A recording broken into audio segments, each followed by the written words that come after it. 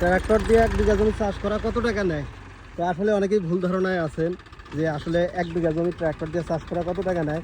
আজকে এই ড্রাইভারের মুখেই শুনবো আর কি। ওস্তাদ গাড়িটা একটু দাঁড় করান, 5টা মিনিট সময় দেওয়া যাবো, 5টা মিনিট সময় দেওয়া যাবো, বন্ধ করেন। এই দাগ পুরাটাই তো আপনি চাষ করেন না, মানে এই দাগ পুরাটাই তো আপনি চাষ করেন এই ক্ষেতগুলা? পুরাটাই না, অর্ধেক আছে, আরো কিছু গাড়ি আছে, আরো কিছু ওই যে ওইখানে আবার সোনালিয়া গাড়ি চলতেছে। মানে একটা কথা জিজ্ঞেস করি, সত্য করে বলবেন, 1 বিঘা জমি চাষ করা কত টাকা নেন? 400 টাকা। 400 টাকা। কয় শতকে 1 বিঘা হয় আমাদের এখানে? 27 শতকে। 27 শতকে। 27 শতকে 1 বিঘা, আর 1 বিঘা জমি চাষ করা 400 টাকা নেন। এই টাকাটা কি বাকিতে নেন নাকি কি নগদে? এখন কিছু কিছু বাকি আছে, আর আবার প্রায় এবারে করছি যে নগদ সব।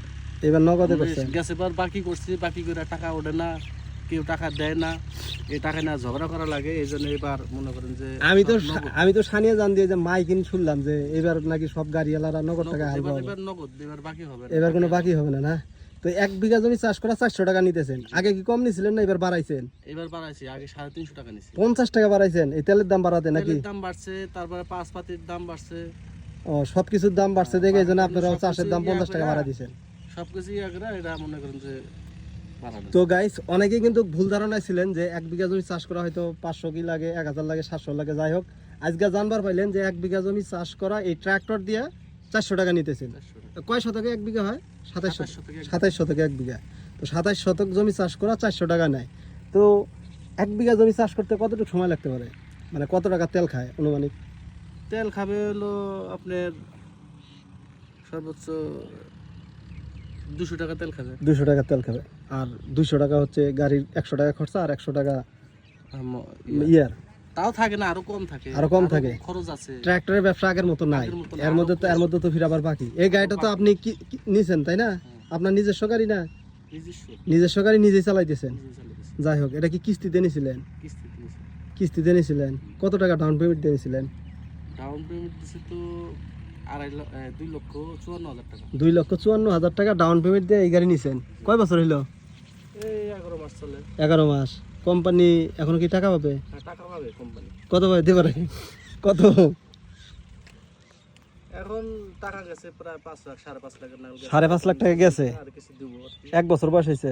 11 মাস হইছে। 11 মাস হইছে। 11-12 মাস হইছে। 48 কিস্তির গাড়ি না আর কম?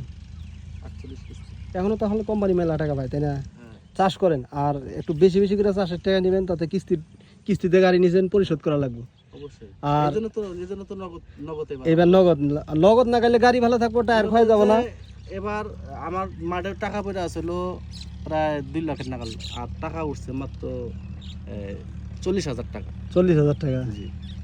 চিন্তা করা সব যায়। মাঠে পড়ে আছে। কোম্পানি তো আর কিস্তি ছাড় দেয় না। কিস্তি তো ছাড় নাই, কিস্তি তো দেয় লাগে। তো ভাই, সময় দেওয়ার জন্য আপনাকে অসংখ্য ধন্যবাদ।